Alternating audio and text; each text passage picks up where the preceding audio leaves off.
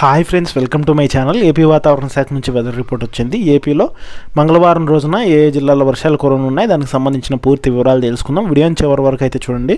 వీడియోలోని ఇన్ఫర్మేషన్ నచ్చితే ఛానల్ని సబ్స్క్రైబ్ చేసుకోండి. వీడియో యూస్ఫుల్ అనిపిస్తే మీ ఫ్రెండ్స్ అండ్ ఫ్యామిలీ మెంబర్స్కి మన వీడియోస్ని షేర్ చేసి నాకు సపోర్ట్ చేయండి.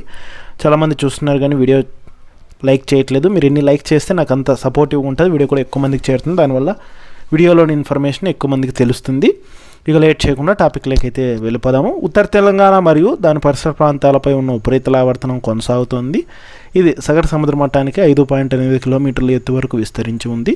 ఇక ఉత్తర కోస్తాంధ్రప్రదేశ్ నుండి ఛత్తీస్గఢ్ మరియు మరాఠ్వాడా మీదుగా మధ్య మహారాష్ట్ర వరకు సగటు సముద్ర మట్టానికి 4.5 కిలోమీటర్ల ఎత్తులో ఉన్న ద్రోణి బలహీనపడింది. ఇక ఉత్తర అంతర్గత కర్ణాటక నుండి రాయలసీమ, దక్షిణ అంతర్గత కర్ణాటక మరియు తమిళనాడు మీదుగా కొమరిన్ ప్రాంతం వరకు సగటు సముద్ర మట్టానికి 1.5 కిలోమీటర్ల ఎత్తు వరకు విస్తరించిన ద్రోణి బలహీనపడింది. ఇక వీటి ఫలితంగానే ఏపీలో అయితే కనుక వర్షాలు కురుస్తాయని వాతావరణ శాఖ తెలిపింది. ముఖ్యంగా ఉత్తర కోస్తాంధ్రప్రదేశ్, రాయలసీమ, దక్షిణ కోస్తాంధ్రలో తేలికపాటి నుంచి మోస్తరు వర్షాలతో పాటుగా అక్కడక్కడ భారీ వర్షాలు నమోదయ్యే అవకాశం ఉందని తెలిపింది. అలాగే బలమైన ఈదురుగాలు గంటకు 40 నుంచి 50 కిలోమీటర్ల వేగంతో వీచే అవకాశం ఉన్నట్లు హెచ్చరికలు జారీ చేసింది.